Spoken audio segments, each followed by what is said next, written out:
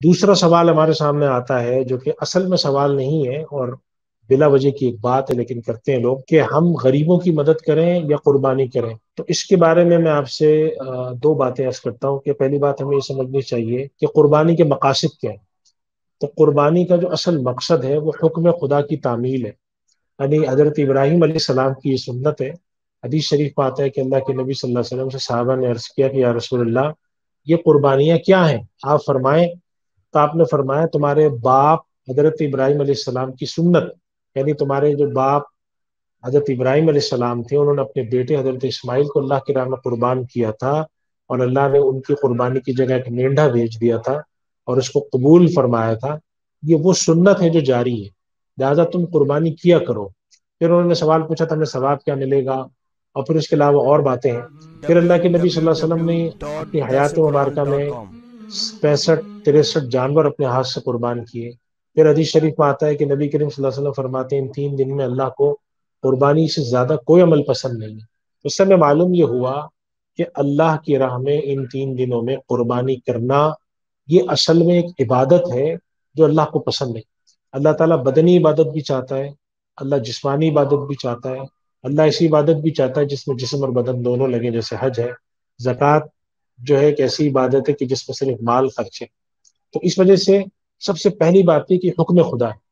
اور حکم خدا کو اگر ہم ترجیح دیں تو سب سے آگے کی چیز ہے، اور اگر ہم ترجیح نہ دیں تو کل ایک آدمی ہم سے یہ کہہ سکتا ہے کہ آپ اتنی بڑی مسجد کیوں بناتے ہیں، اس پیسے کو غریبوں کو دے دیں، آپ حج پہ کیوں جاتے ہیں، غریبوں کو دے دیں۔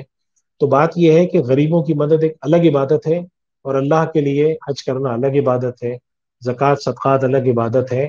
مسلمانوں پہ بڑے بڑے مشکلات کے زمانے آئے، فقر و فاقے کے حالات بھی آئے، لیکن کسی دور میں علماء نے فتویٰ نہیں دیا کہ نماز کو، عبادت کو، روزے کو موقوف کرو اور صرف صدقات خیرات کرو، ایسا نہیں ہے۔ تیسری بات جو سب سے بڑا دھوکہ دیا جاتا ہے وہ یہ دیا جاتا ہے کہ قربانی کے بجائے اگر ہم پیسہ یہاں لگا دیں اس کا زیادہ فائدہ ہے۔ حالانکہ قربانی کے موضوع پر پچھلے کوئی 15 سال سے ہمارے بہت اچھے بعض ماہرین ہیں جنہوں نے باقاعدہ اسٹیٹسٹکس کی روشنی میں مضامین لکھے ہیں،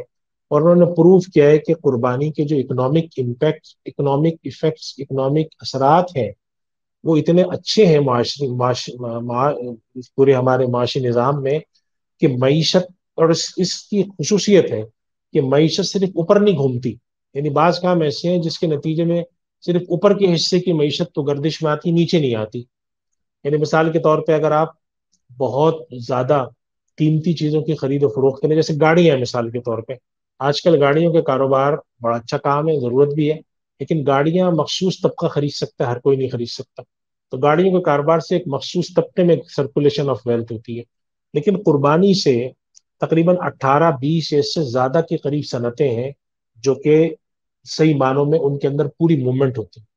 سال ہر سال سے آپ کو ہزارہا لوگ ایسے ملیں گے جو پورے سال صرف جانور پالتے ہیں اس لیے کہ وہ قربان ہوگا۔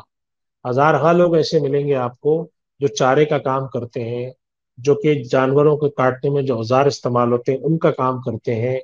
جس طرح سے چھریاں ہیں، چاقو ہیں، جانوروں کے چارے کا کام کرتے ہیں، چٹائیوں کا کام کرتے ہیں، پھر جانوروں سے جو کھال حاصل ہوتی ہے، ہڈیاں حاصل ہوتی ہیں، خون حاصل ہوتا ہے،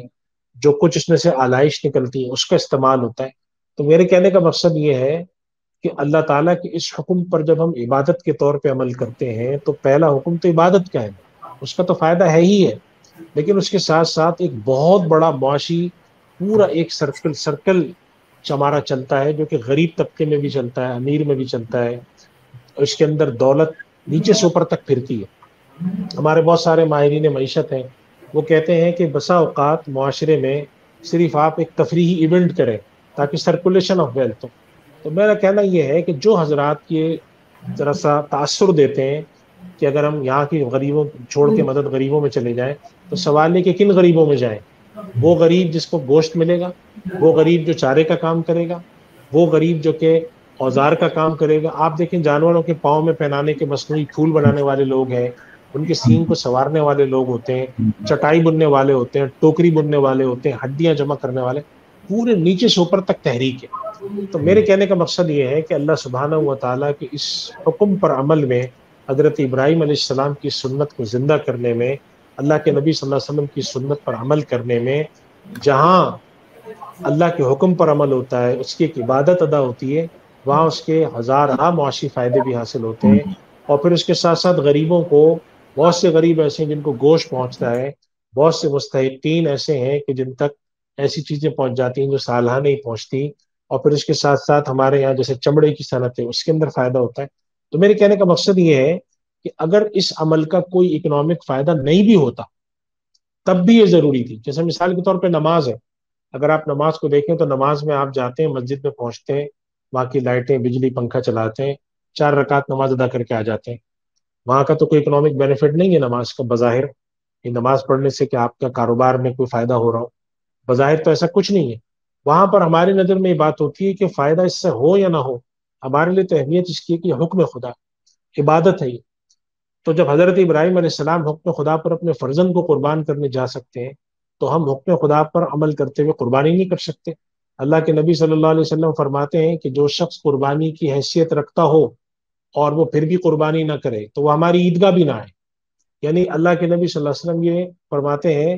کہ ایسا شخص جو کہ وسعت کے بعد قربانی نہ کرنا چاہتا ہو، نہ کرتا ہو، اس کا ہم سے کوئی تعلق نہیں، وہ آتا کیوں ہماری عیدگاہ؟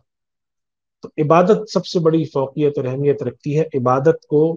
عبادت سمجھ کے کرنا چاہیے، نفع نقصان کے بغیر۔ لیکن میں اس کے ساتھ ساتھ عرض کر رہا ہوں کہ عبادت کے ساتھ ساتھ اس کے معاشی فائدے کتنے ہیں، معاشی افادیت اس میں کتنی ہے۔ جو لوگ یہ دھوکہ دیتے ہیں کہ ہمیں یہ چاہیے کہ ہم اس کو غریبوں پہ خرچ کریں، وہ لوگ کسی چیز کے بارے میں یہ نہیں کہتے کہ ہم اپنے فریج بند کر دیں، بڑے بڑے ایئر کنڈیشنر خریدنا بند کر دیں، اپنی گاڑیاں خریدنا بند کر دیں، تعیش کی زندگی کم کر دیں اور ہم غریبوں کی مدد کریں۔ ایسا کوئی نہیں کہتا۔ صرف تان یہاں پہ آ کے صرف اس لیے ٹوٹتی ہے کہ ایسے لوگوں کی نظر میں خدا تعالیٰ کا کوئی حق نہیں ہے، اللہ تعالیٰ کا بندوں کے ساتھ کوئی تعلق نہیں ہے۔ حقیقت تو یہ ہے کہ خدا کسی چیز کا محتاج نہیں ہے۔ اللہ تعالیٰ نے قرآن کریم میں جگہ جگہ اس بات کا اظہار فرمایا ہے، وَمَن كَفَرَ فَإِنَّ اللَّهَ غَنِيٌّ عَنِ الْعَالَمِينَ، کہہ کر کہ اللہ تو بے نیاز ہے، لیکن خدا یہ دیکھتا ہے کہ حکم جس چیز کا اس پہ عمل ہو رہا ہے یا نہیں ہو رہا۔